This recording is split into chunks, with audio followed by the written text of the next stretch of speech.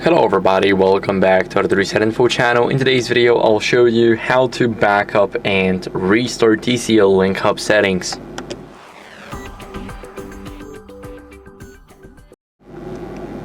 So first, we want to go over into the web UI. We're going to go and enter our password here. So if you don't know where your password is, there's a tutorial on our channel on how to find the password for your web UI and also for the Wi-Fi. So we're gonna click login, and if you see this, then that means you have a default password. You don't need to change it. Here, what are we gonna do is we're gonna go over into system.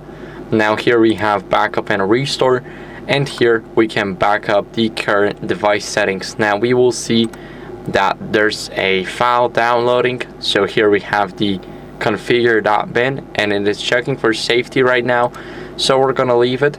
But once we want to restore our backup, here we're gonna click on browse, and here in the files we will have it in the downloads. So I'll choose this, I'll click open, and it'll be right here. So of course we have to wait a couple of seconds until it loads. We're gonna click restore, and your device is about to restore. Any connection to this device will be lost.